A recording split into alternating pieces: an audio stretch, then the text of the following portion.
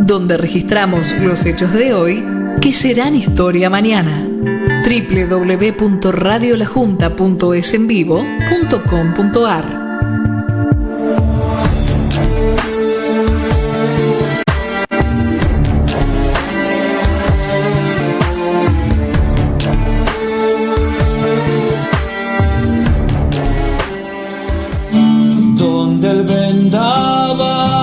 Estás escuchando www.radiolajunta.esenvivo.com.ar, la radio de la Junta de Estudios Históricos y Culturales de Villa Lugano y Villa Riachuelo, donde difundimos la historia y la cultura de nuestros barrios.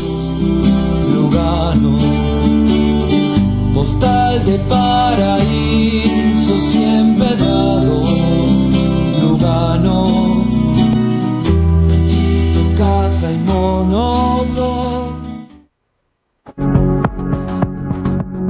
Esta radio no se responsabiliza por los dichos y opiniones que se viertan en el presente programa, siendo de exclusiva responsabilidad de quienes las emitan en el ejercicio del derecho de libre expresión otorgado por la Constitución Nacional.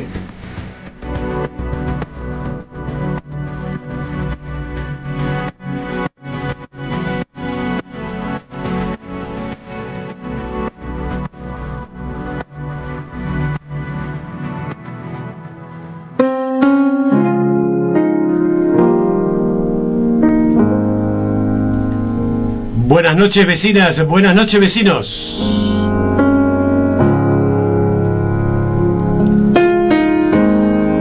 A una nueva emisión de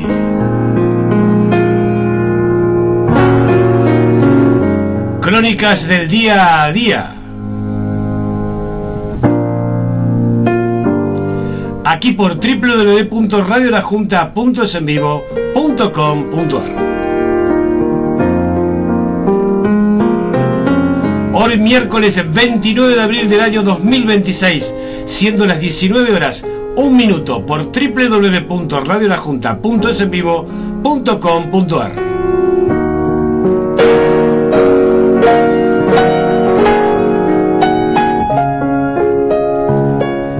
Miércoles 29 de abril de 2026, último miércoles del mes de abril. Ya se está yendo el mes de abril. Día de los animalitos, día del animal para todas nuestras mascotas, las que tenemos y las que hemos tenido. Hoy 29 de abril tenemos los siguientes temas. Malvinas siempre presente. Las efemérides del día, gracias al auspicio de Telam. El micro previsional a cargo de la doctora Esperanza. Y hoy en un programa especial vamos a tener una entrevista al profesor Marcelo Pivato, con dos temas realmente interesantes: el Papa Francisco y el otro tema, la educación.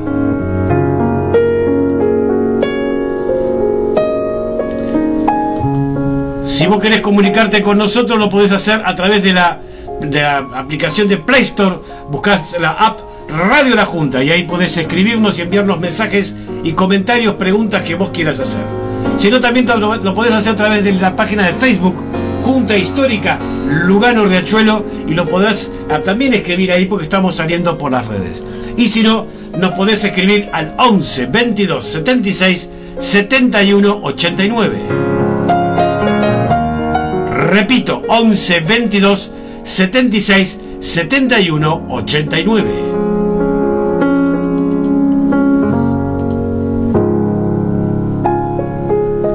Y así damos comienzo entonces a esta nueva emisión de las Crónicas del Día al Día, que sale los miércoles y jueves a las 19 horas por www.radiolajunta.esenvivo.com.ar. Pero hoy vamos a tener un programa muy especial, realmente muy interesante, con un material realmente que van a poder disfrutar precisamente en el tema final del programa, con la entrevista a Marcelo Pivato. Pero, como siempre, nosotros en particular, gracias al trabajo que en su momento hacía la agencia noticiosa, la agencia oficial Telam, en particular, vamos a escuchar las efemérides del día de la fecha de hoy, 29 de abril.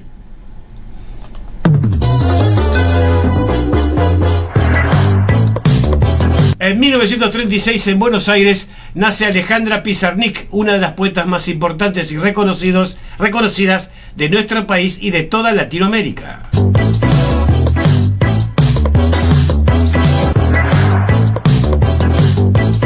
Un 29 de abril de 1958 en California nace Michelle Pfeiffer.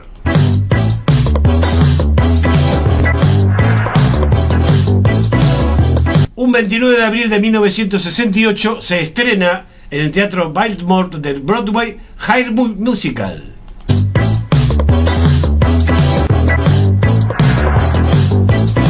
Un 29 de abril de 1970 en Massachusetts, Estados Unidos, nace la actriz Uma Thurman.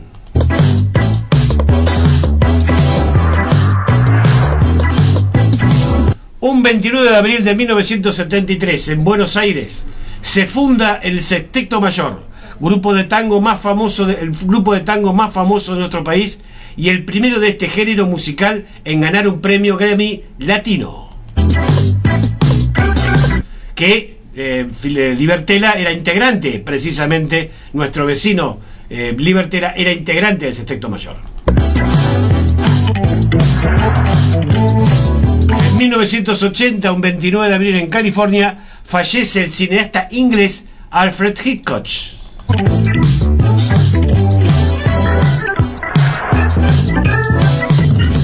Un 29 de abril de 1985 en Gran Bretaña, Freddie Mercury lanza Mr. Baby Guy, su primer disco solista.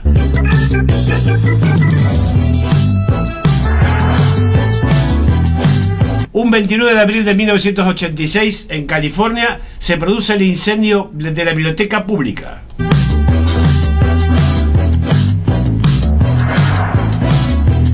Un 29 de abril de 1990 en Nápoles, Diego Armando Maradona gana el segundo Scudetto para el Napoli. Fue en la victoria ante la Lazio por 1-0 con gol de Baroni tras un centro enviado con la zurda mágica del 10.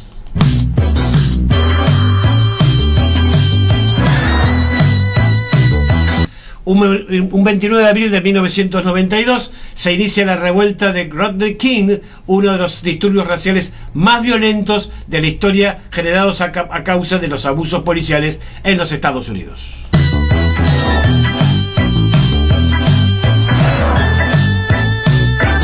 Un 29 de abril del 2003 en Santa Fe, el río Salado, con la crecida de su caudal de agua, inundó 43 barrios por completo en la ciudad de Santa Fe, una de las más importantes catástrofes meteorológicas de la provincia de Santa Fe en el año de, recordamos, 29 de abril del año 2003.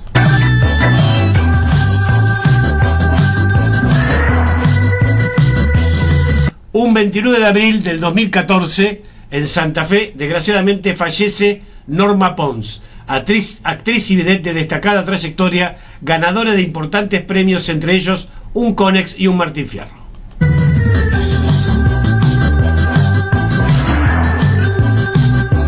Y en la Argentina, el 29 de abril, se celebra el Día del Animal en conmemoración del fallecimiento del doctor Ignacio Albarracín, pionero en la defensa de los derechos de los animalitos.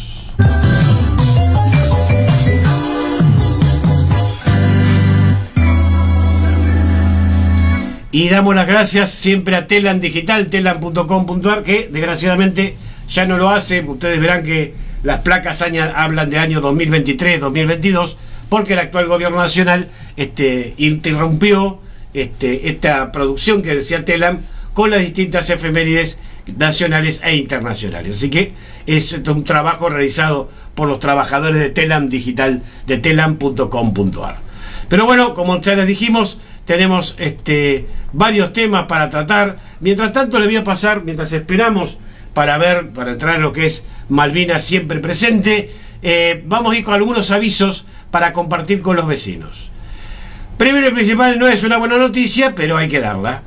El viernes 1 de mayo, este viernes, aumenta un 5,4% los peajes y los boletos de subtes y colectivos.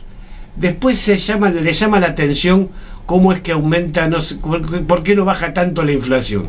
Pero bueno, dejémoslo así.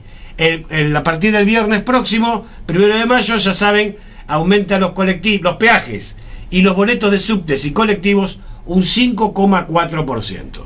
Por otro lado, AUSA, que se dedica a destruir nuestro barrio con esta ampliación de la Delepiane, como ya eso será tema también para la columna de mañana, anuncia que desde mayo ya no habrá más cabinas de peaje manual en la ciudad de Buenos Aires. Va a ser todo por este sistema automático en particular, en que se toma la patente y a partir de ahí cobran el peaje correspondiente o la multa para aquellos que no tienen el telepase colocado. Y en una noticia realmente que queremos compartirla con todos ustedes, es una iniciativa muy interesante y realmente que celebramos, que han tenido las autoridades de la escuela número 8, Distrito Escolar 21, la escuela de Marchi. Esta semana los chicos y chicas de la escuela recibieron en las paredes de los baños con mensajes de amor, cuidado, aceptación y respeto por los otros. Además, las chicas y los chicos de sexto grado sumaron su aporte realizando una campaña para viralizar el buen trato y las buenas acciones.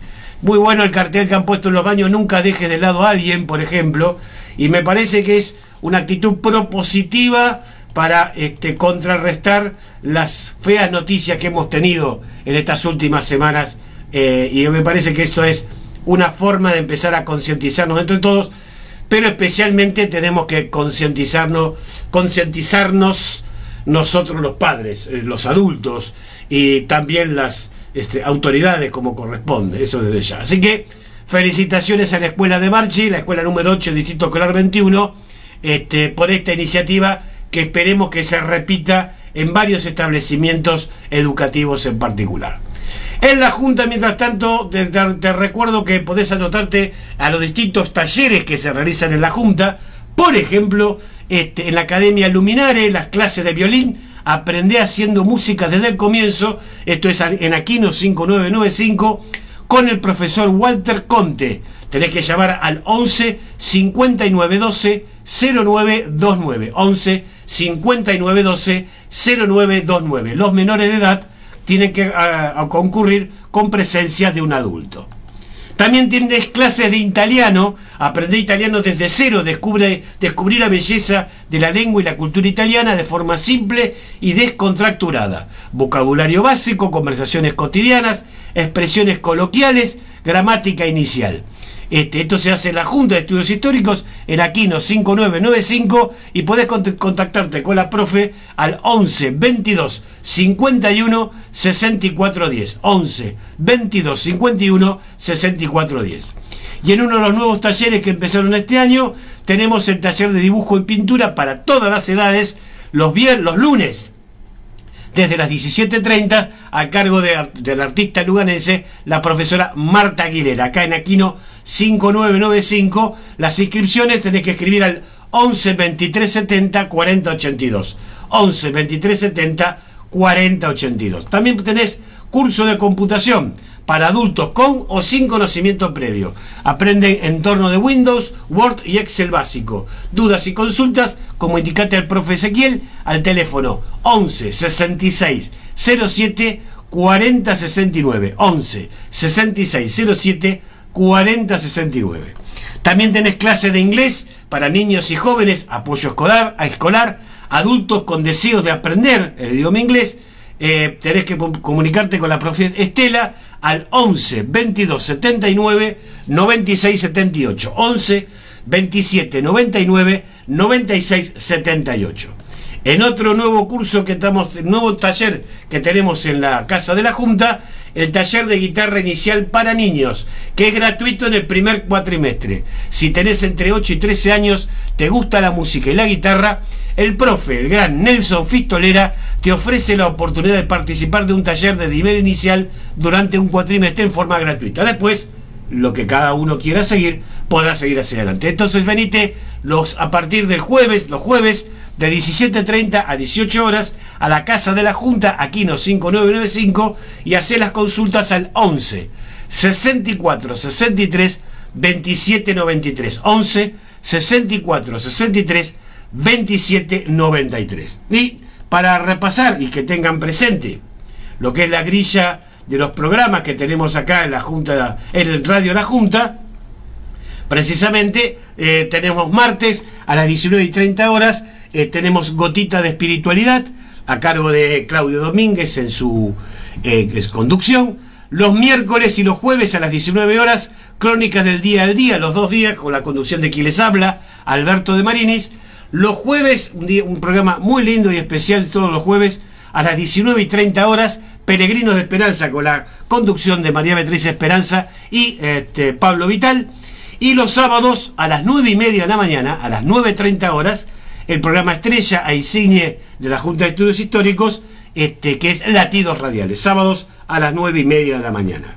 Me había olvidado entre los avisos de que el Servicio Meteorológico hará un paro de actividades mañana jueves 30 de abril en respuesta a los dichos del ministro Federico Sturzenegger, justificando lo injustificable, pero justificando los recortes precisamente en el Servicio Meteorológico Nacional. Esto ha sido tema el sábado pasado, recuerdo, en el programa de Latidos Radiales. El Servicio Meteorológico Nacional brinda múltiples tareas e importantes tareas, no solamente para la producción agrícola ganadera con respecto al pronóstico del tiempo, sino también para la prevención de cualquier catástrofe o situación para la población en general en este extenso país que tenemos, la República Argentina.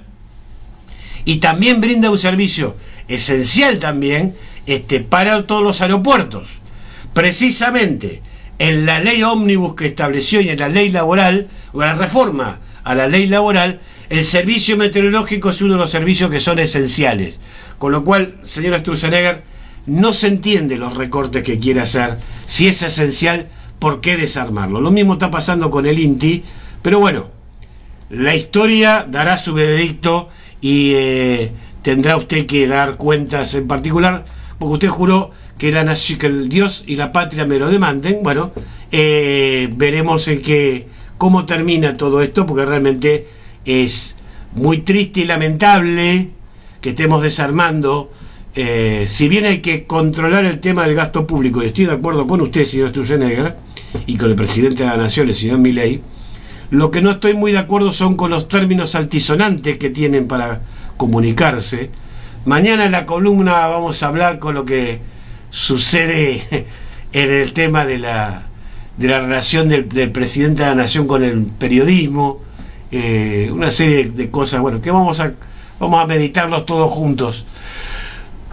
Pero bueno, mañana será tema de mañana, pero también será tema de mañana el tema de cuál es el sentido de estas medidas, en particular que todavía el pueblo argentino sigue sufriendo mucho, señor presidente, y el señor Sturzenegger tiene que tener muy en cuenta qué es lo que está haciendo, no sea que tengamos otro intento fallido cuando ha sido él presidente del Banco Central, pero eso es historia, lo trataremos en otro momento.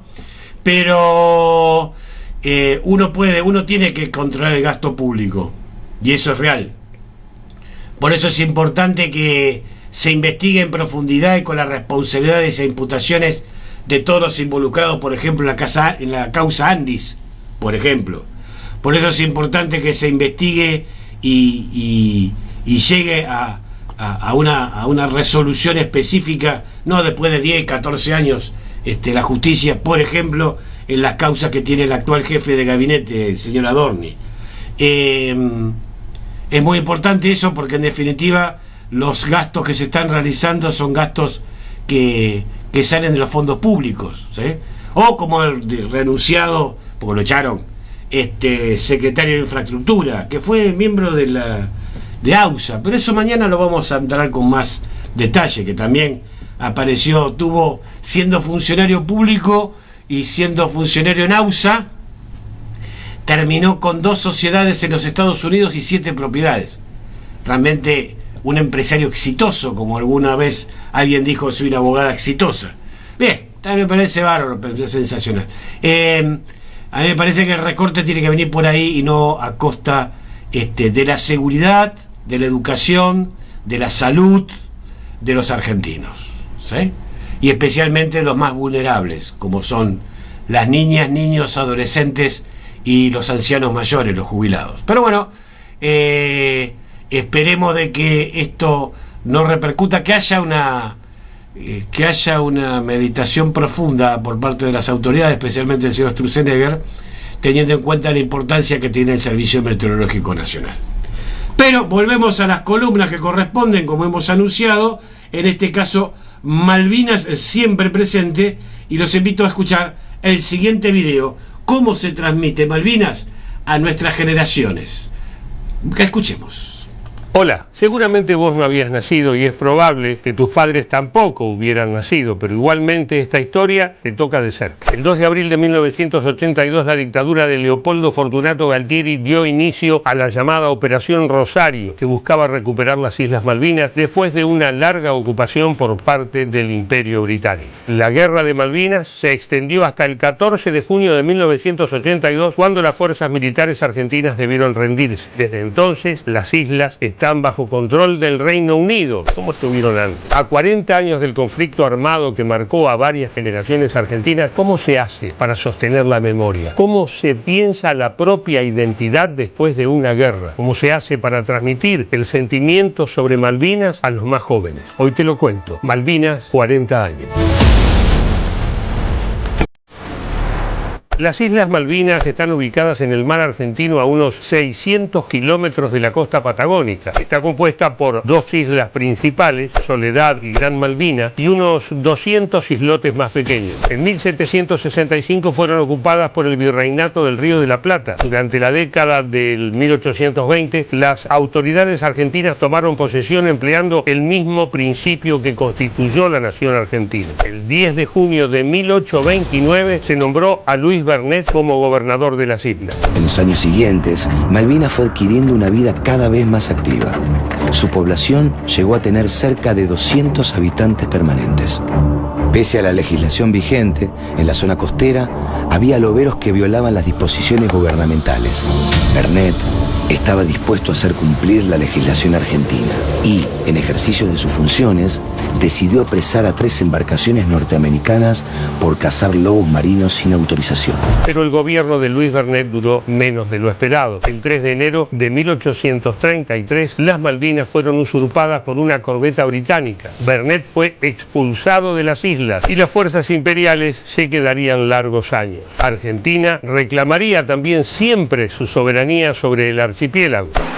This is British overseas territory and you have landed illegally. You and your colleagues must leave immediately and remove the Argentine flag.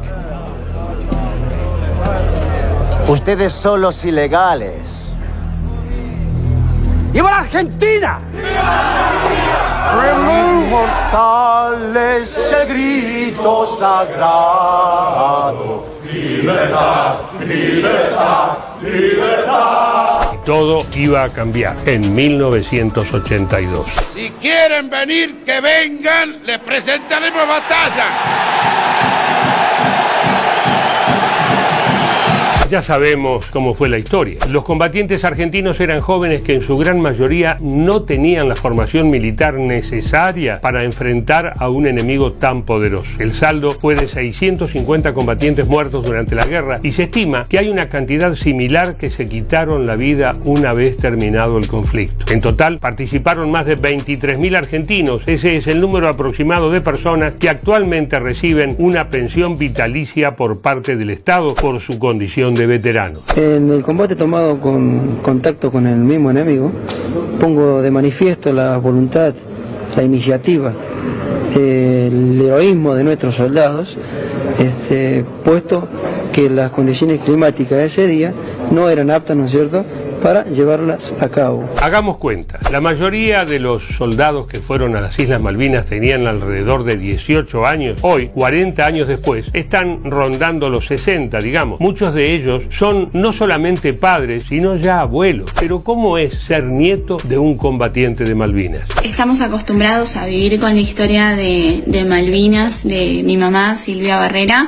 que es la abuela de Bauti, y yo desde muy chica la acompañaba siempre a todas las entrevistas que le hacían y ella siempre fue muy abierta a la hora de contarnos cómo pasaron las cosas, así que estamos muy orgullosos de ella, de saber su su historia, de saber la historia de sus amigas, de sus compañeros, de todo lo que vio, todo lo que sintió, así que nada, la queremos mucho, la amamos y la felicitamos en este 2 de abril por haber sido parte de esta historia.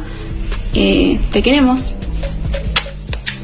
Las heridas de la guerra de Malvinas no terminan de cerrar y quizá no cierren nunca. Sin embargo, la huella de estos 74 días de combate persisten en los hijos e hijas de los soldados y también en sus nietos.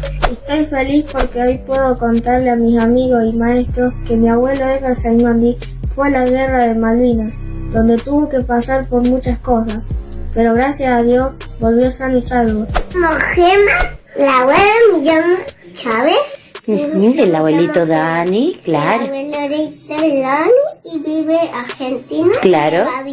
Y estuvo en Malvinas, claro. Veterano de guerra y veterano Malvinas. En estos 40 años, familiares de los soldados que murieron en combate han luchado de muchas maneras para mantener viva la memoria de sus seres queridos, con expresiones artísticas, con movilizaciones, con reclamos, pero también con promesas y con viajes al mismo lugar donde todo ocurrió. Soy sobrina del capitán post-mortem Rubén Eduardo Márquez. Ver el nombre del tío en la placa, que ya no sea más soldado argentino solo conocido por Dios, es muy fuerte ver el nombre. Y lo otro es que cumplimos un requerimiento de nuestra abuela, la mamá de Rubén, que ella siempre nos pidió que cuando falleciera la crememos y la traigamos a las islas. Y hoy traje las cenizas de la abuela para que esté con su hijo.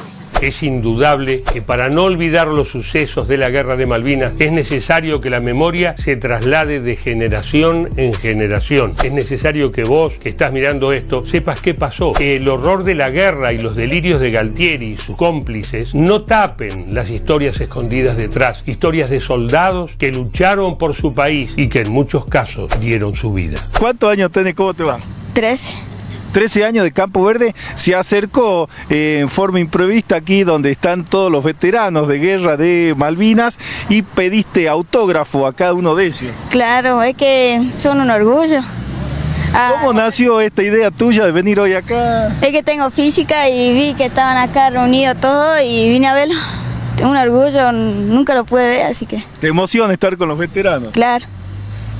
Sí. La Constitución de nuestro país en su reforma del año 1994 expresa que la nación argentina ratifica su legítima e imprescriptible soberanía sobre las Islas Malvinas, Georgias del Sur y Sandwich del Sur y los espacios marítimos e insulares correspondientes por ser parte integrante del territorio nacional. Por lo tanto, la recuperación de esos territorios y el ejercicio pleno de la soberanía constituyen un objetivo permanente e irrenunciable que es reiterado siempre ante los organismos internacionales. Pero ¿podrá alguna vez volver a ejercer ese derecho en nuestro país? ¿Vos llegaste a ver un cambio en ese sentido? Tenemos que seguir luchando, mirando hacia el futuro, transmitiéndole a nuestros hijos, a los jóvenes y las jóvenes, esta pertenencia, defendiendo esa zona de paz, reivindicando este camino del diálogo y tratando de pedirle al Reino Unido que se siente a dialogar, pero también desarrollando esta construcción que tiene que ser una cuestión de Estado, que tiene que estar por encima de las diferencias políticas, mirando al futuro, y ojalá algún día podamos ver flamear nuestra bandera celeste y blanca en nuestras Islas Malvinas. Es un camino largo, es un camino que tiene que darse algunas perspectivas a nivel de lo que tiene la situación internacional, pero uno no puede dejar de pretender, de soñar, de tener la posibilidad de buscar ese camino tan importante del diálogo a través de la paz, para que nuestras Islas Malvinas vuelvan aquí, a nuestra Argentina continental, a esta pertenencia que tenemos como parte de nuestra identidad y que tiene que ser, como te dije antes, el rescate de lo colectivo, porque en definitiva Malvinas nos une. Se cumplen 40 años del comienzo de la Guerra de Malvinas, una guerra que terminó con muchas vidas y que marcó para siempre a nuestro país. 3 generaciones llevan esa huella, hayan tenido o no hayan tenido vínculo directo con el combate. Desde acá abrazamos a los excombatientes y a sus familias y reiteramos la consigna que nunca debemos olvidar: las Malvinas son argentinas. Chau y hasta la próxima.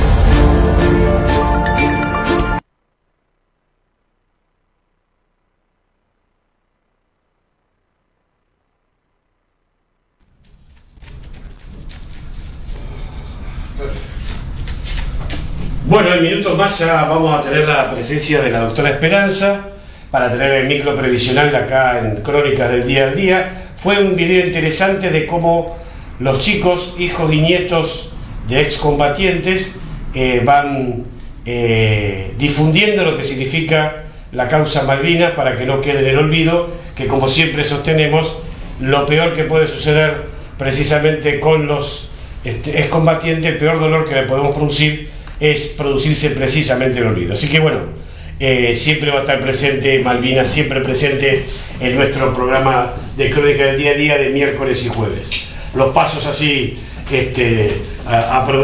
apresurados y galopantes es de la doctora Esperanza, que ya va a comienzo al micro previsional. ¿Sí? Bueno, buenas noches. Acá estamos en una jornada con muchas novedades, con mucha actualidad.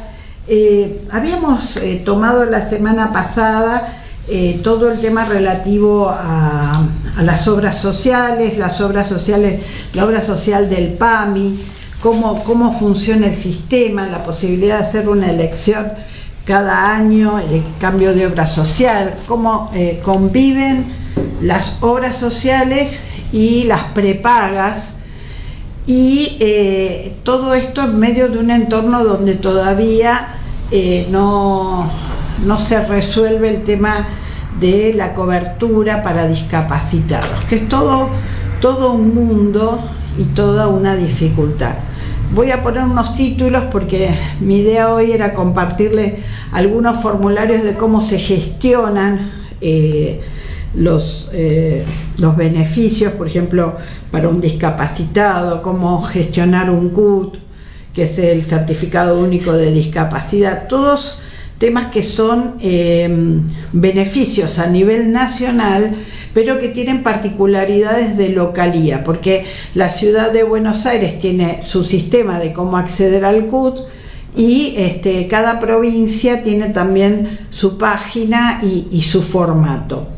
Lo importante en todo esto es que a lo largo de los años se ha consolidado un régimen que venía bastante aceitado de prestaciones de salud, de prestaciones de beneficios que demoraban mucho tiempo en asignarse, beneficios de pensiones graciables que son no contributivos, o sea que en el cual los requisitos son ver cuál es el núcleo familiar, se verifican cuáles son los ingresos del grupo familiar para poder acceder a este beneficio. Generalmente está asociada a una situación de familia bastante vulnerable, donde no existen ingresos que permitan sostener a la persona que con discapacidad está dentro del núcleo familiar.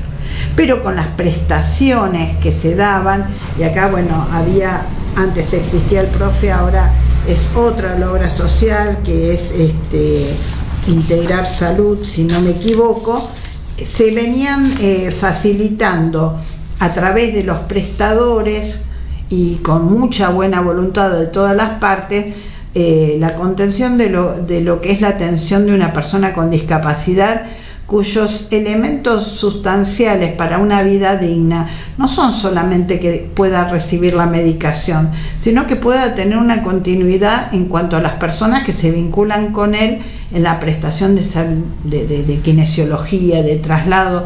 Todo lo humano es esencial, y todo esto está entrando como en crisis a partir de este tema que es de conocimiento público. Mañana justamente vamos a estar hablando del cotonengo de Claypole, porque tiene que ver con un día especial dentro de lo que es, mañana es San José Benito Cotolengo, conocer un poco sobre esa... Sí, teniendo en cuenta que el cotolengo de la ciudad de Claypole tiene que recibir los aportes del PAMI en función de las personas con discapacidad que ellos contienen y educan, alimentan, visten. Bueno, por lo que aparentemente las noticias dicen que van a estar girando próximamente todo eso que está pendiente. Eso es una buena noticia, pero todo el sistema está como en crisis.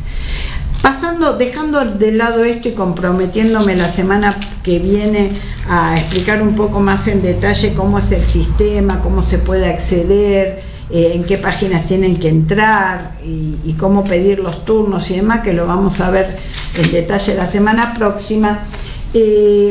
Quería adentrarme en algo que vengo escuchando, porque hoy una cliente, una persona que se asiste en el estudio, me hizo una consulta y me parecía importante que tratemos esto. Recuerden que la legislación vigente sobre moratorias, la famosa ley de moratoria de ama de casa, ha entrado en una etapa de recorte, porque está en la instancia en la cual podemos acceder a adquirir más años de aportes que lo que están en nuestro sistema, en nuestro SIPA, en nuestro sistema de aporte, en la página del ANSES, si nosotros somos del régimen nacional, hasta el día antes de cumplir la edad jubilatoria, para las mujeres a los 60 años y para los hombres a los 65. Si yo tengo un régimen previsional, la resolución dice esto, después hay otras posibilidades, pero dice que si yo me quiero jubilar por un régimen anticipado, sea docente, sea transportista, etcétera, en ese caso no funciona esta moratoria, que es la de la ley 27705, que va aumentando mes a mes y no es un aporte tan pequeño como la ley 24476, que como sabemos, o si no lo sabemos lo recordamos, para que se aplique una ley muy beneficiosa o esta que es un poco más onerosa, la diferencia está en la posibilidad de tener nosotros espacios de periodos de años no aportados que nos permitan cubrirlos con estas moratorias. La moratoria de la ley 24476, que yo pago por un mes 46 pesos de aporte, o sea, es altamente económica, me va a permitir cubrir los años que yo tengo desde los 18 años hasta el año 1993, hasta septiembre de 1993. O sea que depende de mi edad, cuando yo cumplo los 18 años y cuántos años tengo yo en 1993 para incluir años allí. También depende de pasar el socioeconómico, que es un informe que está registrado en la AFIP. Por último, la ley 27705 también tiene un sistema de análisis socioeconómico, o sea, no todo el mundo accede, pero digamos, lo que tenemos que tener en cuenta es que no podemos preparar nuestra jubilación y no tener aportes y pretendemos que vamos un mes antes de jubilarnos y nos vamos a poder jubilar. Si nosotros no cumplimos hoy con el requisito de 30 años de aporte, más vale que se asesoren con varios años de anticipación para ver si van a poder jubilarse, porque ya el sistema hoy no lo permite. Dejando estos avisos abiertos, voy redondeando y el sistema previsional argentino hoy está atravesando una situación bastante compleja. Hay muchos casos en los cuales se ha tramitado judicialmente el reajuste de los saberes previsionales, el reajuste por movilidad, en sede de los tribunales de la Cava. Las salas y los juzgados con variantes son bastante menos receptivos que el de lo de las ciudades de, por ejemplo, de Tucumán, de Mar del Plata, de Mendoza, Bahía Blanca, donde han habido fallos muy favorables. No favorables porque los beneficien al jubilado per se, sino que lo benefician porque han reconocido que el régimen de movilidad existente a partir del año 2020 ha sido perjudicial a al jubilado, que ya de por sí es un sujeto vulnerable, pero también ha producido un impacto negativo porque la depreciación monetaria ha impactado directamente en el régimen previsional. De hecho, el decreto del presidente Milei, el 274 del 2024, expresamente ha dicho que la ley 27609, que fue la dictada en la época del presidente Fernández, ha sido ineficaz a los fines de mantener una movilidad adecuada, con lo cual no tendría que haber tanta dificultad para que los jueces lo recepcionen favorablemente, y la mayoría de los jueces, por lo menos los jueces de la ciudad de Buenos Aires, los tribunales de la Seguridad Social de la Cámara Federal de la Seguridad Social, que residen en la Valle 1268, no están siendo receptivos. A lo sumo mantienen lo dispuesto por los jueces de primera instancia, que disponen que van a dejar para el momento de ejecución ver si realmente se mantiene este carácter distorsivo, si aparece realmente un perjuicio. Eso a pesar de que nosotros acompañemos cálculos, como es en el caso de nosotros, que siempre junto con el reclamo acompañamos los cálculos y acreditamos el perjuicio. Bueno, yo creo que ya me he extendido bastante, he tratado varios temas. Vamos la semana que viene con más cartelitos, y si tienen mensajes o preguntas, no duden en enviarlos, y preparamos con mayor interés para ustedes la columna. Así que nos despedimos con la columna hasta la semana que viene. ¿Te parece bien, Alberto? Bien. Ahí. Bueno, estamos aquí, ahora cambiamos el rol, porque como Alberto está operando, porque no se hace presente el operador en el estudio, aprendió a operar para poder continuar nosotros con esta tarea. Tenemos... A los golpes aprendió, pero con voluntad y con amor. Como hacemos todas las cosas, tenemos hoy el gusto de recibir a Marcelo Pivato. Muchas gracias por estar con nosotros, Marcelo. ¿Cómo estás? No, buenas noches. Gracias a ustedes por la invitación. Siempre venir acá es como estar en casa, así que muy agradecido. Para nosotros es un gusto. Este es un mes muy particular, un mes en el que hace un año que estamos sin el Papa. Era una persona muy cercana a tu persona, con lo cual vos, aparte de darnos las impresiones que muchos han compartido, como recordar, como vemos acá en la foto, que nos vas a poder ir describiendo vos de a qué momento corresponde, nos podés decir de la cercanía, de verlo no ya como Jorge Mario Bergoglio, sino, a pesar de ser Jorge Mario Bergoglio para vos y para todos los que estaban cercanos, como Papa Francisco. Contanos un poco cómo lo viviste en este año, esta pérdida, cómo lo sentís, cómo ves que su figura va creciendo en la comunidad. Bueno, primero digo, esa foto es del año 1999. Ahí tengo la suerte de poder entregar por primera vez el aporte del Estado en el barrio INTA al padre Carlos Otero, el aporte para que pueda pagar los sueldos docentes del Jardín de Infantes. Ahí yo lo había visto en otra oportunidad, pero no teníamos registro. Ahí es la primera vez que charlo un poco con él.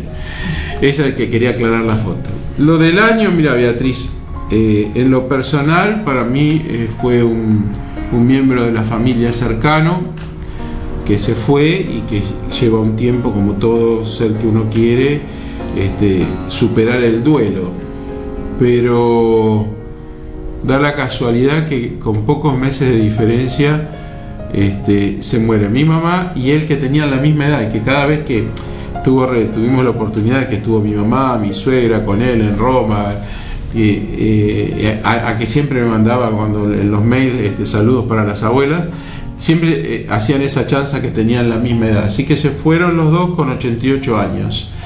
Lo de él fue más complejo porque pobre pasó por varias internaciones, pero yo pensaba antes de venir acá qué significaba, ¿no? O sea, yo creo que la figura de él con su ausencia se agranda día a día, porque más allá de los católicos, yo creo que la humanidad perdió a un gran ser humano, un ser humano que trascendía hasta podía empatizar y trascendía al círculo católico, ¿no? Él había sido un gran trabajador del respeto a la diversidad de cultos, sus palabras de la iglesia con todos, todos y todos, ¿no? Y ese don que tenía de predicar con el ejemplo, porque realmente era austero, porque realmente era empático, no era una postura, no era lo hago para los medios. Es más, no le interesaban los medios, ni le interesaba tampoco en Roma, ni le interesaba cuando lo tildaban de un sector que era comunista o otra vez que era de ultraderecha, o porque acá mismo Argentina lo ha tildado de tantas formas por lo que dijo y por lo que no dijo, ¿no? Y él nos demostró que podía estar en el lugar que estaba y como diríamos en el barrio, bancar la parada. Y me decía que no le preocupaba eso, que no le preocupaba cuando se decía, bueno, un grupo muy conservador de Estados Unidos está en contra de él. Y son pocos. Es decir, él miraba la otra parte, y la otra parte era Francisco humano, que no perdió un minuto en demostrar esa humanidad y poder ponerse a la par de quien sea. Y me sobran ejemplos de cosas que ha hecho que lo pintan así, como yo digo, ¿no? Uno que dijo, yo un día en un reportaje, creo que yo soy un pobre desgraciado que Dios fue muy misericordioso conmigo, dijo, ¿no? Entonces, y era así, es decir, yo tuve la posibilidad de estar en el living de su departamento. Él vivía en Santa Marta, pero atendía muchas veces en planta baja, que casi siempre van a ver las entrevistas y todos en el living de Santa Marta, en la planta baja. Pero en un momento que él estaba delicado de salud, que fue en marzo del 24, me dice su asistente, no creo que lo atienda acá. Estaba yo en la planta baja, aguárdeme. Y me llevó al departamento de él. Y era un departamento muy sencillo donde vivía, con un living que estaba el living separado de donde comía y de donde dormía, ¿no? Creo que en total el departamento tenía 50 metros cuadrados. Era un living que tenía 2 sillones dobles y 2 individuales, una mesita y una heladerita frigobar en un rincón. Pero después, por una determinada circunstancia, porque él no se podía levantar de su silla, que lo primero que me dijo de su sillón, discúlpame que no me puedo levantar, me pidió que ese living, y me pidió que fuera detrás de esa pared donde está el cuadro, guardame esto en el escritorio. Y cuando entré al escritorio, el escritorio era tan chico como el mío, que era 3x3.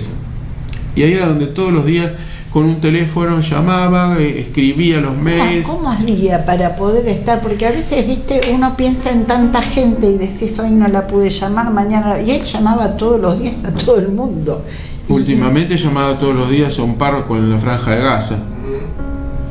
Pero así también llamaba a la USAL, a la Universidad de El Salvador. ¿Y qué tal? ¿Y pudieron ayudar a fulano? ¿Pudieron ayudar a tal persona? Claro, tenía presente a cada uno. Es como un padre que no pierda ninguna de las ovejas, ¿no? No, y después tenía otra característica, que era comprometido. A veces uno que lo quería decía, ¿por qué hablará de este tema? ¿Por qué no se callará para que no le levante? Después lo ponían en un recuadro con cada expresión, que quizás él, para el cristiano, podía tener un significado, porque a veces hay ciertas cosas que tienen un contexto que uno sabe que es desde misericordia y que no es lo que es lo común en lo cotidiano. Y uno dice, ¿por qué? Porque después salían como muchos titulares, claro, y transgiversaban. Bueno. Esta foto es muy cercana, es muy claro, querida, muy ¿no? querida. Ahí bautizó a José Luis, a nuestro hijo, acá en la parroquia del Niño Jesús. Eso fue en el año 2004, en octubre del 2004. Y tenía eso, ¿no? Bueno, no sé si voy a hablar de esto y me va a traer problemas. No hacía especulación. No, claro. Se comprometía. Por supuesto, ahora tenemos un papa distinto. Ahí cuando tomó la comunión, la segunda la tomó con él. La primera la tomó acá en el colegio, en el Alsina, y la segunda, a los 3-4 días viajamos a Italia y tomó la segunda comunión con él en su capilla de Santa Marta. Era muy querido Josecito porque tuvo mucho que ver el Papa Francisco José Bergoglio en toda esa concepción tan amorosa que fue la adopción, ¿no? Y me preguntaba en cada viaje, que yo los últimos años viajé mucho, tuve la posibilidad de humildemente ayudarlo con algunos temas, no precisamente de Argentina, ¿viste? Eso que nadie es profeta en su tierra, tal ¿verdad? Y me preguntaba, ¿y cómo está? ¿Y cómo te salió? Y dice José, pero cada vez que me ve me da una cachetada, pero le da una cachetada cariñosa, ¿no? Entonces, un imprimatum del Espíritu Santo. Una de las últimas veces le dice, mirá que yo a vos te tuve en brazos, ahora me podés levantar vos a mí en brazos, decía. O sea, tenía también eso que el sentido del buen humor, ¿no? De con un chiste desmitificar esto de que es el Papa, el boato y todo lo demás. Pero es muy difícil estar en los lugares de poder y no ser visto como una persona poderosa, porque eso también te limita porque en los contextos donde se piensa de esa manera, cualquier acto de misericordia, que los tuvo y muchos, son analizados desde otro lugar, no son comprendidos en su esfera. No, yo creo que me animaría a decir que para una gran parte de los católicos hemos sentido este año la falta, que se nos fue el padre protector, digamos, el padre faro, el que tenía expresiones que iban más allá de lo que uno en ese momento tal vez podía interpretar. Con esto de su aniversario de fallecimiento, esa es una de las últimas, ahí está él era muy devoto de la Virgen de Satanudos, ¿no?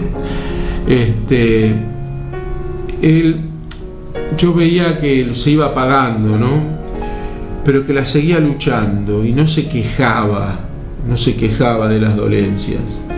Ese día, que después de marzo del 24, yo volví a ir a fin de junio y ya estaba mucho mejor, y ahí me contó del viaje que iba a hacer en Malasia, Indonesia, y no especulaba con eso, y lo demostró porque ese domingo de Pascua salió a dar lo último. Pocas horas después murió. Entonces, o esa aparición que hace sin el boato del Papa en San Pedro, él tenía una necesidad de estar cerca de la gente. No quería estar aislado y quería que le cuenten las cosas desde la gente más humilde, o de menores. Yo creo que hasta de menores rangos, digamos, en autoridades internacionales y demás, a los cuales atendía, y como me decía, mira, yo tengo la obligación de atenderlos a todos, diplomáticamente corresponden 30 minutos, me decía, ¿no? Pero por ahí era capaz de pasarse a lo mejor con una persona como yo, que como un día le dije, yo no sé por qué estoy acá, porque no soy hijo de un diplomático, ni familia patricia, ni mucho menos, le digo, ¿no? Y me pregunto, ¿no?, por qué Dios me puso en este lugar. Y me dice, che, qué bueno lo que te preguntas. Y por ahí estábamos una hora y no miraba el reloj. Entonces, eso a él le gustaba, ese contacto. Pero esto ya lo hacía cuando era Jorge Mario, porque él entraba a una escuela y con los que primero hablaba eran con los porteros, y ya tomaba dimensión de cómo venía, escuela, sí. ¿No?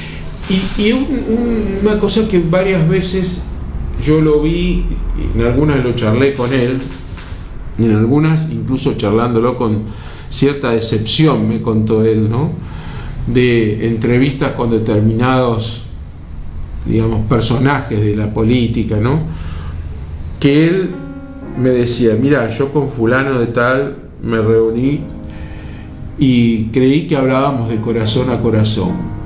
Mira. Pero a los pocos días me di cuenta que él no lo vio de la misma manera, porque salió diciendo y haciendo exactamente lo contrario de lo que habíamos hablado. O sea, no tenía una percepción del otro.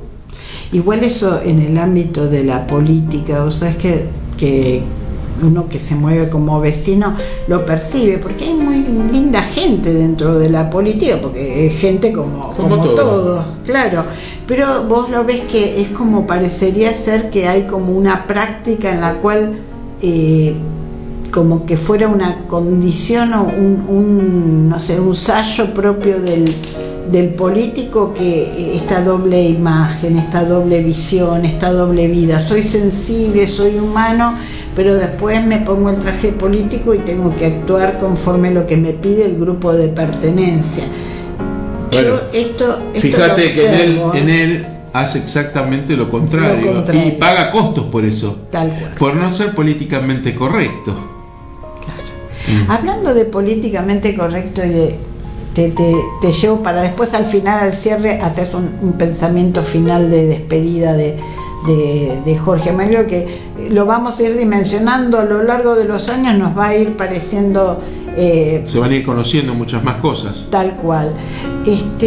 ¿Cómo ves lo que está sucediendo en las escuelas? Bueno, ya vos no tenés chicos en edad escolar, pero fuiste siempre del ámbito de las escuelas. De hecho, interviniste en una época muy importante, que hiciste un cambio fundamental en las escuelas privadas, porque a veces la gente dice, pero las escuelas privadas le sacan fondo al Estado, y no, es al revés, el Estado, que tendría que invertir un montón de fondos en un montón de cosas, brindando un subsidio, una prestación adecuada en tiempo y forma, puede hacer que funcione mejor una escuela que está complementando y está cumpliendo con el deber del Estado de hacer accesible la escuela a todo el mundo, ¿no?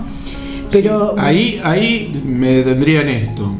También hay un mito sobre el tema de la escuela privada. Creen que si van a un colegio bilingüe el Estado pone plata en esa escuela. No pone, no. A ver, hoy la mayoría de los aportes que hace el Estado para la educación son en escuelas que son o fundaciones o asociaciones civiles. Pueden solo recibir hasta el 100% de algunos cargos, no de todos, y después algunas del 80% pueden recibir también en algunos cargos. La mayoría no recibe aporte, y son las escuelas que atienden a esa población que no lo manda a la escuela pública, pero tampoco puede mandarlo a una escuela privada que digamos que supere los 100.000 pesos por mes, entonces claro, no lo tiene. Entonces hay todo, el caudal mayor de aporte va a los sectores de escuelas más necesitadas. Entonces, ¿qué pasa? En el año 2000, por cada peso que se ponía en privada, se ponían 6 en pública. Claro. Entonces, algún día lo hablé con Bergoglio esto, y decía, es muy simple, si van contra nuestros colegios parroquiales, nosotros le cedemos al Estado todo. Le damos el edificio, que mantengan todos los docentes, y ya solamente pensar que el Estado va a tener que mantener el edificio, pagar alquiler, pagar todos los... Y yo te puedo asegurar, Beatriz, que habíamos hecho un estudio que si era una situación absolutamente hipotética impensada, no pensada, pero imposible. Hacienda del gobierno de la ciudad quebraba. Si todo lo que fuera de la educación privada pasara a manos del Estado de la ciudad de Buenos Aires, hace quebrar el presupuesto de la ciudad. Vos sabés que yo observo... Quiero agregar algo a esta foto, que lo hablamos en Peregrino de Esperanza. El barrio INTA dejó de llamarse Villa y empezó a llamarse barrio INTA gracias a que apareció un jardín. Sí, y que hicimos votar los nombres de las calles para que la gente no tenga que decir Manzana 4, lote 3, Entonces, y eso se hace precisamente a través de lo que es la capilla, la parroquia ya. La capilla, y faltaba el jardín, después hubo un taller para mujeres protegidas. Pero a eso quería puntualizar ahí porque estaba hablando del tema. Sí. Cuando ese no, porque la iglesia... Y se urbanizó. Y se urbanizó. Y se dejó de ser villa para ser barrio. Exactamente. Mira, el otro día... Y eso básicamente no fue... El Estado no lo hizo directamente, sino que tuvo que estar la iglesia y obviamente el Estado, con lógica, subvencionar el pago del salario de los Bueno, yo ahí tuve una discusión traje este ejemplo porque creo que es ideal entre nosotros. Ahí fue una discusión con mi antecesor, que yo no sabía que iba a terminar en este cargo. Cuando yo fui delegado comunal, que inauguré lo que hoy es la Comuna 8, ¿no? Yo era delegado comunal, jefe de gobierno, que no le quería dar el aporte porque decía que ese jardín infante no tenía escritura. Y entonces, delante del doctor de la Rúa, que era jefe de gobierno, porque nos encontramos en la escuela del fallecido y gran padre Leoncio Herrera de Soldati, le digo a mi antecesor: ¿pero usted cómo pretende una escritura en un barrio que no tiene escritura? Le digo, usted le debería dar el aporte, le digo,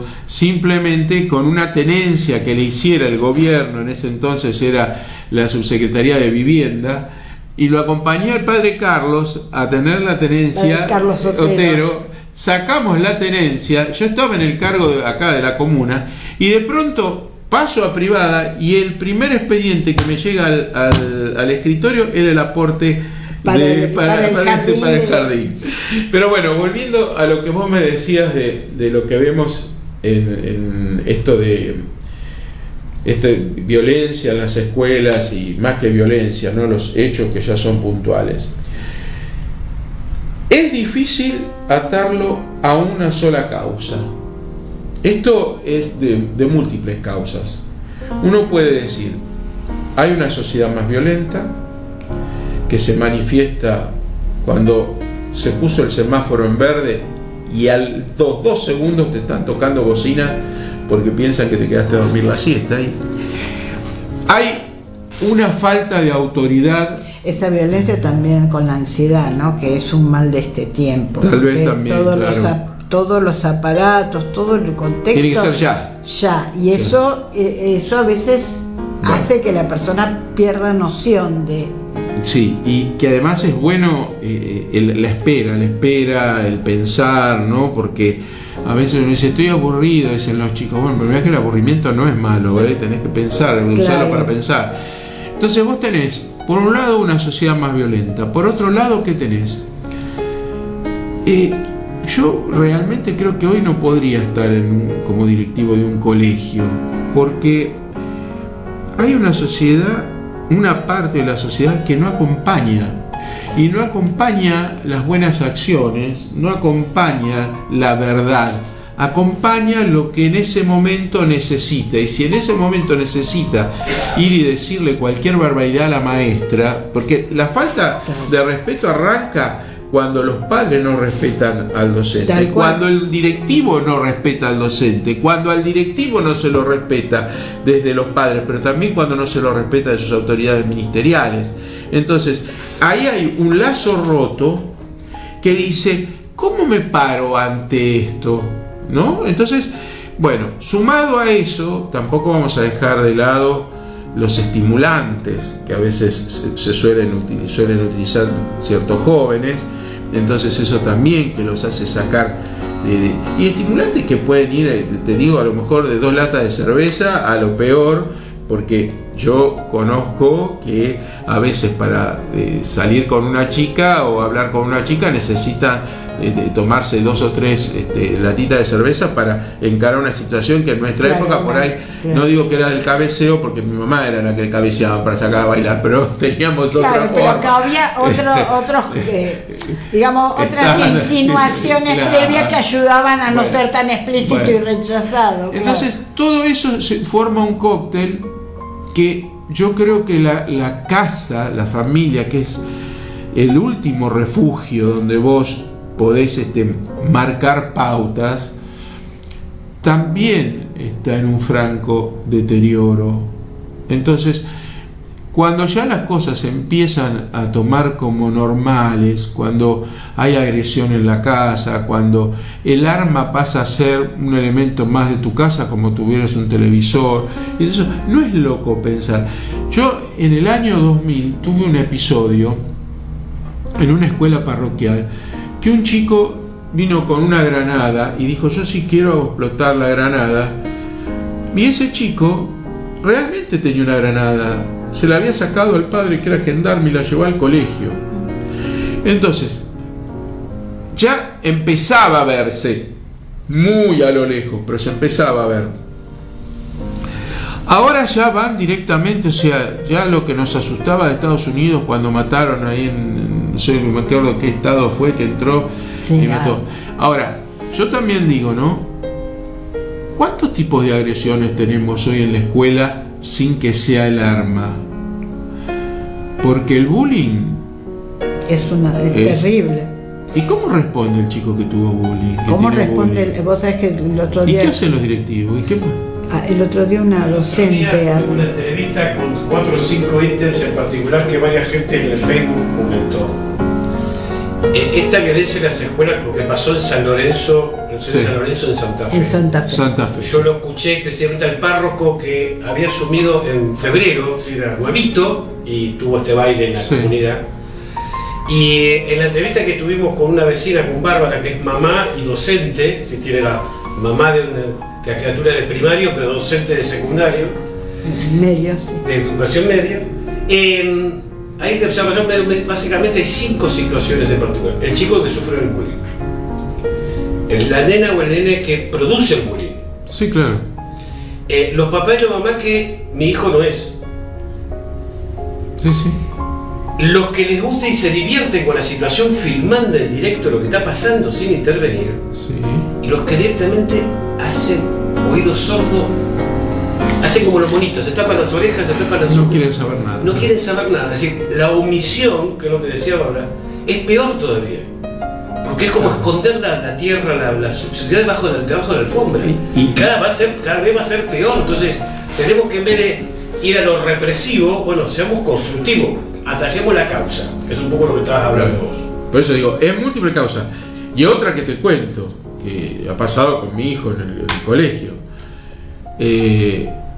Se arman grupos de distintos cursos y empiezan a generar entre 2 chicos que eran de los más tranquilos un corredero de mentiras para que se empiecen a enfrentar por WhatsApp y todo eso, y termine todo en una pelea en la calle, entonces donde se alientan esas peleas, que tal vez en otra época también existían las peleas, que uno salía a la calle y bueno, había pasado algo dentro del colegio, pero lo que no estaba era la organización previa que está hecha con un propósito. Esa pelea era una pelea espontánea porque, no sé, le guiñaste el ojo a la chica que le gustaba al otro y pasaba así. No, pero ahora no, esto es, se arma, se disfruta de todo eso, se organiza, y entonces yo digo, bueno, y a eso, ¿qué podemos hacer con eso? Porque si nos quedamos con el diagnóstico, ¿qué podemos hacer con eso? Bueno, indudablemente que es una revisión de todo esto, familia, escuela, pero no podemos dejar de lado qué potestad tenemos desde una institución, qué se nos habilita. Yo he tenido situaciones muy delicadas donde, cuando era docente, la autoridad de esa escuela nos dijo a la rectora y a mí, por una situación delicada que queríamos llevar a la policía a denunciar, háganlo en forma personal, con institucional no. Entonces pasa todo esto, ¿no? Entonces vos decís, me meto en forma personal, de hecho lo hicimos igual, ¿no? Y asumimos el costo que podíamos tener, pero bueno, todo esto, como digo yo, bueno, ¿vos qué paraguas tenés? Acá hay múltiples, como vos dijiste, múltiples causas, múltiples escenarios. La sociedad es muy compleja hoy, ¿no? Esta mamá habló de algo que está roto. Bueno, hay que repararlo, hay que empezar a restaurarlo. Voy a cerrarte y esto... Para restaurar algo que hizo la escuela 8, mirá. Y justo es lo que iba a decir. Mira, fíjate lo que... Nunca dejes como intervinieron en el baño, pusieron uno de esos mensajes de que hoy tiroteo.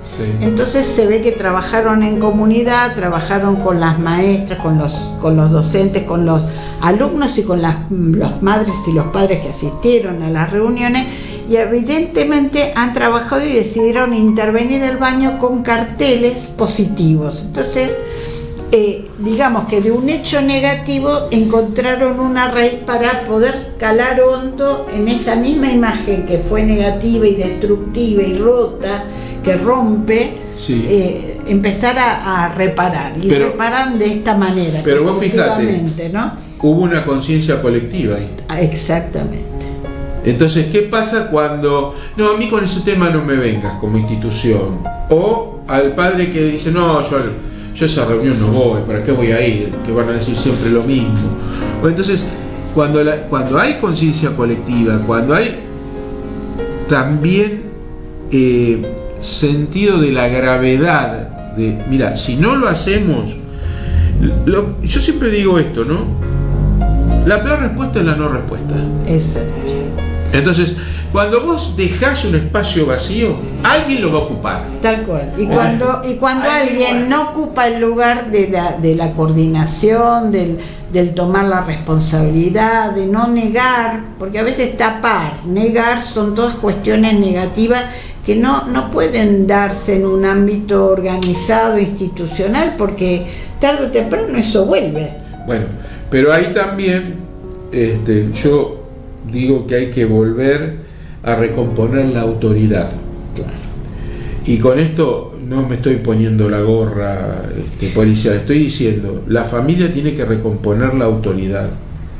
No importa si están separados, si no están separados, si tienen una nueva pareja, no me interesa, tiene que haber una autoridad, y tiene que haber también una autoridad en la escuela, y tiene que haber una autoridad desde los estamentos ministeriales que pueda decir, mira, vamos a trabajar esto, vamos a hacer esto con tales y cuales herramientas, porque las herramientas están. Es decir, uno puede decir que estas cosas aparecen, sí, aparecen y calan en la sociedad. Ahora, no hay herramientas para mitigar, no hay herramientas para generar. Sí, existen infinidades de ONGs, infinidades de gabinetes psicopedagógicos y demás. Bueno, ¿cómo lo tratamos? Tenemos este problema. ¿Cómo puede ser que ocurra en tal lugar y no ocurra en el otro? Si digamos que el bullying va a estar en todos los colegios, un chico agresivo lo vamos a encontrar en todos lados, unos padres que no les interesa. Pero ¿qué es lo que cambia? ¿Qué es lo que cambia? Cambia cuando la construcción sólida del otro lado no repele violentamente, porque si hay una violencia y uno contesta con violencia, lo único que va a hacer es exponenciarla. Pero yo creo que en todas aquellas escuelas donde, como vos bien decís, la cabeza tiene noción de autoridad y la ejerce, pero la ejerce con cordura, con valores, con construcción comunitaria, no hay nada que no se pueda superar. Un ejemplo es que estamos viendo, que no sabemos cómo funciona la dirección. Hemos tenido alguna charla con la directora y demás, pero es una bocanada de oxígeno que en las redes, en vez de encontrar el cartel del tiroteo, encontremos mensajes positivos, porque también es todo un esfuerzo para llegar a esto. Bueno, vamos a cerrar con... esa es un gran recuerdo. Cumplimos 25 años de casado, renovamos los votos en San José de Calasanz, que fue mi colegio secundario, y le escribí, le digo que acabamos de cumplir 25 años de casado, y ni bien entró para saludarnos, nos regaló eso, la imagen de la Sagrada Familia. Nos hizo un chiste, todavía me dijo, pero ¿tienen idea de separarse? Y le digo, no, justamente renovamos los votos. Así que eso fue un regalo que queremos muchísimo en casa. Bueno, te agradecemos la visita, recuerdo, que compartas esos recuerdos. El año pasado te tuvimos cuando recién había acontecido y todo era tan doloroso y tan fresco. Sí. Y bueno, y hoy va macerando como el buen vino, ¿no? Vamos macerando los mejores recuerdos de este Papa que todos sentimos que de alguna manera, aunque no llegó de nuevo a la Argentina, está presente y estuvo presente con ese magnífico, no sé qué opinás vos, pero a mí me pareció muy bueno que a través de ese espectáculo electrónico y emisión se pudiera llegar, porque él quería llegar de todas las maneras. Sí, la verdad que, como decía, la iglesia de todos, ¿no? Yo estuve viendo muchas cosas de él que en su momento no las vi, y digo, ¿cuánto se acercó a los jóvenes y a los chicos y a los viejos? Él tenía una cuestión con la gente mayor, que él mismo se consideraba mayor, ¿no? Obviamente. Por eso empezó a preparar desde hace un tiempo su funeral. Claro. Vos sabés que hay un video muy lindo de que pasamos el otro día en Peregrinos de Esperanza, en el programa que tenemos los jueves, que mañana los pedimos que nos vean a las 19:30, donde hace toda una recorrida y vos lo ves con los jóvenes, con las familias, con los niños, con los ancianos, y de alguna manera ese es el mensaje, todos. Sí, yo por eso te digo que creo que este año, lo que desde lo personal, digo, bueno, como te dije, es un duelo. Desde la visión para el mundo, creo que él está tomando realmente la dimensión día a día de lo que pasa, porque además su sucesor tiene otro estilo, y ya ha marcado las diferencias, y con todo derecho a marcar las diferencias. Muy bien, claro. Pero tiene otro estilo donde es, hasta ahora lo que más ha hablado siempre fue sobre la paz. Y Francisco te hablaba, no estamos en un momento difícil, ¿no? Te hablaba sobre la paz, te hablaba sobre los que fabrican armas, te hablaba sobre la corrupción, te hablaba sobre que el diablo entra por el bolsillo, por el dinero, te hablaba de los jóvenes, de los viejos. O sea, no le importaba, él quería dejar ese mensaje. Entonces estaba como que cubría todos los casilleros. Entonces, eso se siente que falta. Y lo que pasa es que, bueno, va a tener un largo papado León XIV. Igualmente es muy difícil. Yo creo que el Papa Francisco tuvo dimensión del poco tiempo con el que contaba y de lo mucho que había que hacer, y logró hacer lo fundamental, que es hacer girar algo que era imposible de movilizar, ¿no? Estaba la iglesia en un momento complejo, después de un papa que había tenido un largo papado, pero con muchas, o sea, la figura de Juan Pablo, que fue anterior a Benedicto, una figura fuerte, fuertísima. Una figura fuerte. Y Benedicto, que pobre, le tocaba la oscuridad de venir detrás de.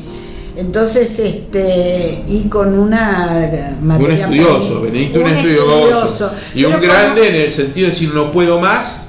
Claro, hay que tener la grandeza de no poder y tener que levantar semejante dificultad, porque llegar con un camino es una cosa, pero llegar como -10, como llegó el Papa Francisco, era difícil. Yo les doy un dato.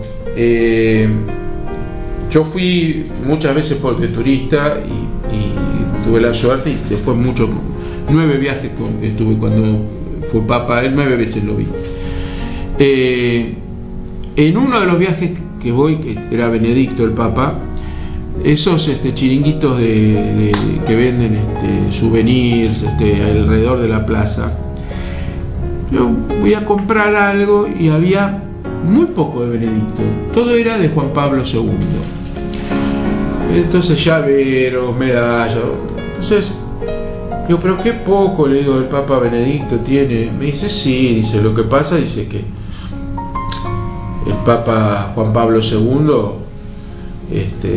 los miércoles en la plaza había 35.000, 40.000 personas. Con Benedicto hay 5.000. Claro. Fue un Papa. Hay que poner 5.000 personas. Claro, pero fue un Papa que yo creo que fue una elección de un estudioso donde pobre en algún sentido y por algún conocimiento le han hecho pagar algunos costos, fundamentalmente cuando se trata del IOR, del Instituto de Obra Religiosa, donde lo primero que hace Francisco es intervenirlo, y muy en contra de muchas versiones que se dio sobre ese tema, del famoso Banco Ambrosiano y demás. Lo sé muy bien esto, que él hace una licitación a los estudios de auditoría internacionales más importantes, entre ellos estuvo Pricewaterhouse, estuvo KPMG, y gana KPMG. Y KPMG, aunque hace una comisión de 12 cardenales, sin embargo le da a un estudio de auditoría internacional que se meta en ese tema para limpiar ese tema. Esto acá se ha dicho cualquier cosa de eso, hasta que fueron dinero que fueron por la Cruz Roja, mandado por un político, todo eso no es real. Es folclore. Es folclore. Así que ahí entonces, y una última, tal vez para cerrar, si querés, fue de la última charla que tuve con él, porque después sí tuve un mail, cuando murió mi mamá, a las pocas horas me mandó un mail, que yo le dije si es verdad que Benedicto había abdicado porque no sentía más a Dios. ¿Y de dónde saqué yo esto? De la película Los dos papas. Claro. Entonces, el texto del diálogo entre ellos dos. Y él me dice que no era verdad eso. Y ahí yo le pregunté entonces, digo, ¿y entonces usted cómo lo siente? Y me dijo, él se manifiesta, vos tenés que estar preparado, pero él se manifiesta. Dice, ¿no? Entonces, también ahí le dije que lo veía grande, que estaba grande y que estaba preocupado yo. ¿Por qué? Me dijo. Primero por su salud. No, pero estoy bien. Dime si ahora me voy a ir de viaje. Sí, le digo, pero usted está grande, padre. Usted tiene quien lo quiera bien aquí para que esté a su lado. No claro, para estar los últimos años acá solo. Me dijo, quédate tranquilo que sí. O sea, era muy consciente de que iba a tener un papado corto y que tenía que hacer algo para dar vuelta una iglesia vacía, que no con eso se llenó, pero sí que atrajo mucha más gente. Y ahora hay todo un movimiento en muchos países de Europa. Sí, y del África. Del África. Hay muchas conversiones que vienen de África en un continente bastante complejo, ¿no? Sí, pero porque esto de...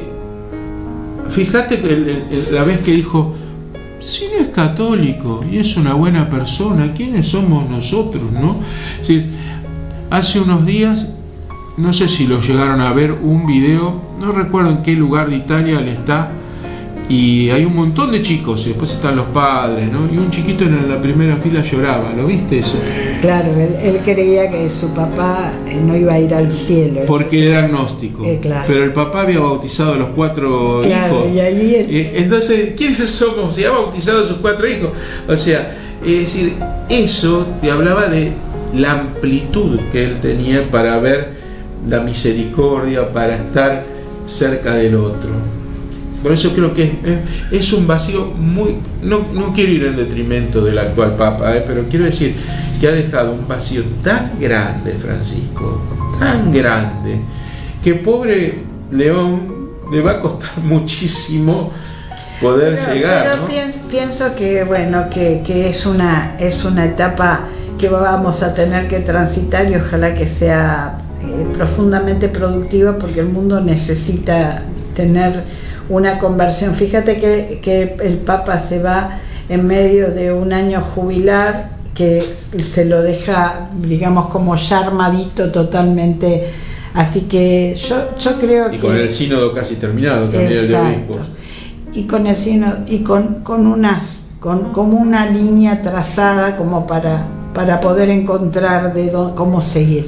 La verdad que seguiríamos hablando años, pero tiene fin y vos tenés que irte también. Así que bueno, agradecerte mucho. No, al contrario. Siempre es un gusto compartir contigo y ojalá que lo hayan disfrutado, porque tenemos el lujo aquí en Villa Lugano, en un barrio del fin del mundo, como diría el padre, el fin de la ciudad de Buenos Aires, tan vilipendiado, que aquí un hijo de esta tierra haya tenido la bendición de poder tener una realidad tan cercana con el Papa y compartirla hoy con nosotros. Así que te lo agradecemos. No, yo gracias. Yo lo único que digo, soy un agradecido, que jamás pensé que podía estar cerca de una persona como él, que yo no era ni de la Vicaría de Educación ni del Arzobispado de Buenos Aires, si bien soy católico, trabajo con colegios católicos, conmigo católico, practicante y pecador, y haber tenido la posibilidad no solo de tratarlo, sino de poder haberlo ayudado durante los últimos 5 años. No es poco, es una bendición. Bueno, gracias Marcelo Pivato, estuvo con nosotros, nos despedimos. Gracias. Hasta mañana. Los esperamos aquí por www.radiolajunta.esenvivo.com.ar o por las redes de la Junta de Estudios Históricos.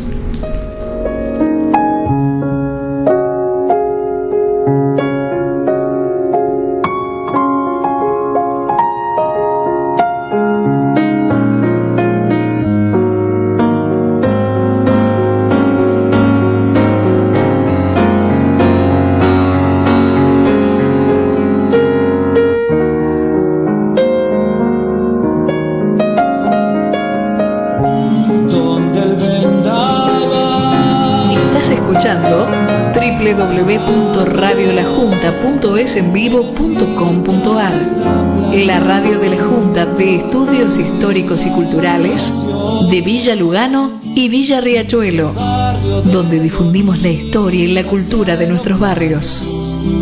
Lugano, postal de paraíso siempre da.